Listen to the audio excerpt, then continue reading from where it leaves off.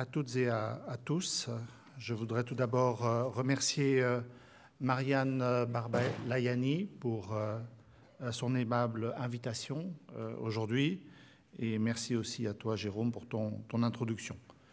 Donc, je suis heureux d'intervenir aujourd'hui à Paris pour cette 25e journée de formation qui rassemble les professionnels de la conformité et du contrôle interne pour aborder les travaux les plus importants de la Commission, tout en essayant, dans la mesure du possible, de prendre un angle pratique qui correspond au mieux à vos missions quotidiennes.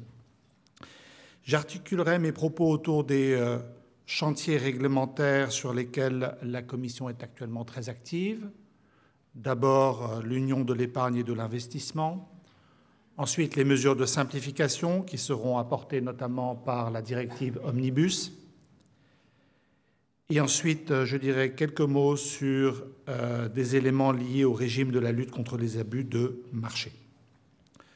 Ce sont là des chantiers qui sont essentiels afin de redynamiser l'Europe au plan économique et financier et la rendre plus compétitive, objectifs qui sont plus importants que jamais, étant donné en particulier le contexte géopolitique dans lequel nous évoluons.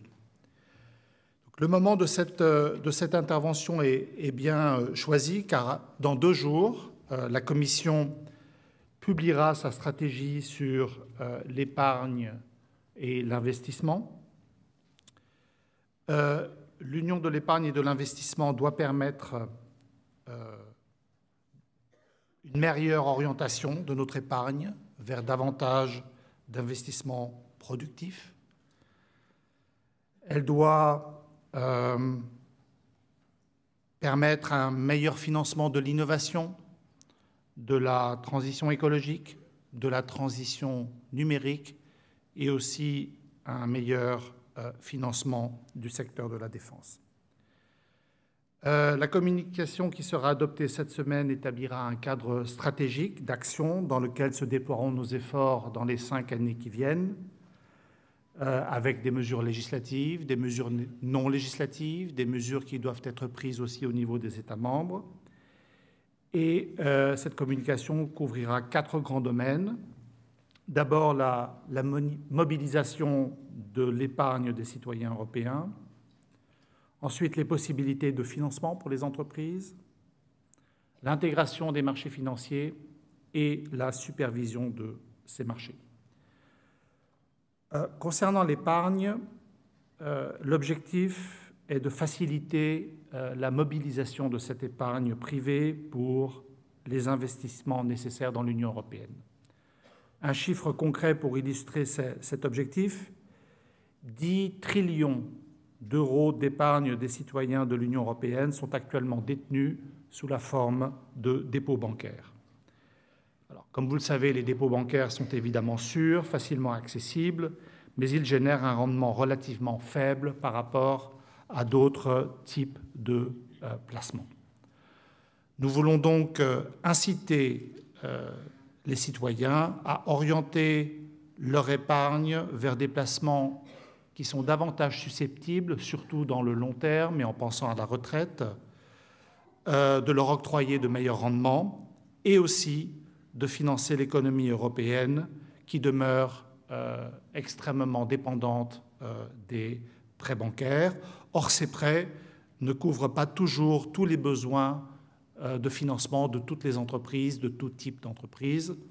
En outre, se reposer de façon parfois quasi exclusive sur les banques peut aussi être une source de fragilité en cas de crise bancaire. Pour renforcer le marché unique, nous devons également éliminer les obstacles qui freinent la consolidation et l'intégration des marchés. Nous n'avons pas encore un marché unique véritablement intégré dans le domaine du secteur financier. Cela implique d'examiner les barrières qui freinent le développement européen des infrastructures de marché, mais aussi qui peuvent freiner l'exercice de la libre prestation de services dans le marché intérieur.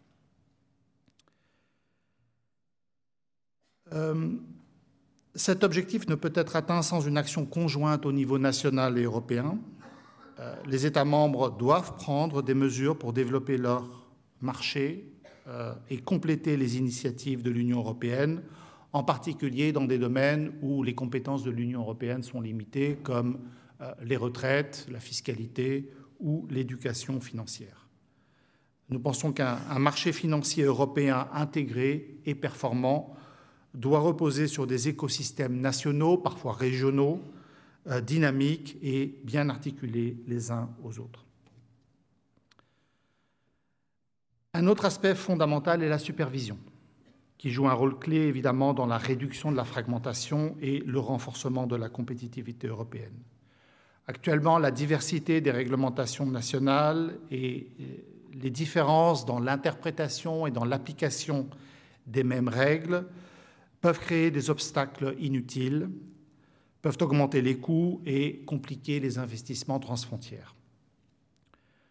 Pour assurer un environnement prévisible aux investisseurs, nous devons donc au minimum évoluer vers une plus grande convergence des pratiques de supervision, mais nous devons aussi déterminer quel serait le meilleur système de supervision pour des grandes infrastructures pan-européennes ou pour des grands opérateurs qui sont actifs dans de nombreux États membres. La Commission fera des propositions à cet égard. Donc l'Union européenne, l'Union de l'épargne et de l'investissement dans l'Union européenne, dans le prolongement du rapport Draghi, doit nous permettre de rendre le système financier européen plus efficient, plus utile pour les entreprises, pour les ménages, pour les citoyens, et nous comptons sur le soutien des États membres et du Parlement afin d'atteindre ces objectifs. Et je vous invite à consulter cette stratégie qui sera donc publiée cette semaine. En parallèle avec cette stratégie, la Commission s'est engagée dans un effort massif de simplification réglementaire. Il y a eu le Listing Act qui couvre les règles relatives au prospectus et aux abus de marché, qui est en cours de mise en œuvre.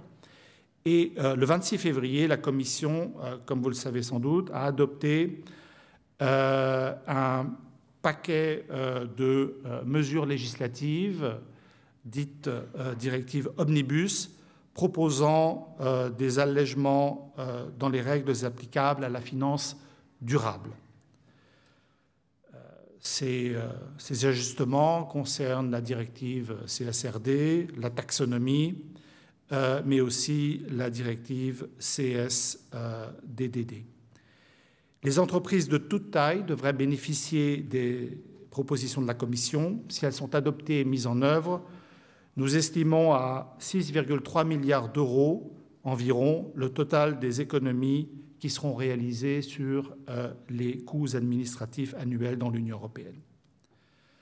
Nous proposons de retirer environ 80% des entreprises du champ d'application de la directive sur les rapports de développement durable des entreprises, la CSRD, en concentrant les obligations d'information en matière de durabilité sur les plus grandes entreprises susceptibles d'avoir une incidence plus importante sur le climat et l'environnement. Pour les très grandes entreprises, plus de 1000 salariés pour aller vite, la Commission adoptera un acte délégué visant à réviser et à simplifier les normes existantes d'information en matière de durabilité. Nous allons donc revoir le standard ESRS. Quant aux PME, la proposition veille à ce que les obligations d'information en matière de durabilité imposées aux grandes entreprises ne leur fassent pas peser des charges excessives. Il est également proposé de reporter de 2 ans les obligations de déclaration pour les entreprises qui relèvent actuellement du champ d'application de la directive et qui sont tenues de présenter des rapports à partir de 2026 ou 2027. En ce qui concerne la taxonomie verte, nous proposons de réduire la charge liée aux obligations de déclaration et la limiter aux plus grandes entreprises, tout en conservant la possibilité de déclarer volontairement pour les autres grandes entreprises dans le champ d'application futur de la directive sur les rapports en matière de développement durable des entreprises. La Commission propose également des modifications de l'acte délégué sur la publication d'informations relatives à la taxonomie, qui simplifient notamment les modèles de déclaration, entraînant une réduction de près de 70% des points de données. La proposition ajuste aussi, entre autres, le Green Asset Ratio, en permettant aux banques d'exclure du dénominateur les expositions liées aux entreprises hors du futur champ d'application de la CSRD.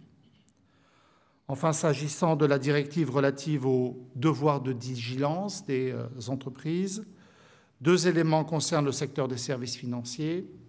D'abord, la clarification du contenu des plans de transition pour la mitigation du changement climatique et l'élimination de la clause de révision de la potentielle inclusion de ce secteur dans la directive sur le devoir de vigilance.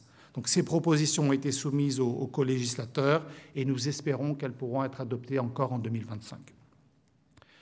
D'autre part, en ce qui concerne le règlement sur les informations de durabilité dans le secteur financier, donc la SFDR, une évaluation complète a été lancée déjà en 2023, qui a entraîné de larges consultations, et nous travaillons à une simplification, à une rationalisation des informations sur la durabilité, ainsi qu'à une amélioration de la cohérence générale avec les règles et concepts clés dans le domaine de la finance durable.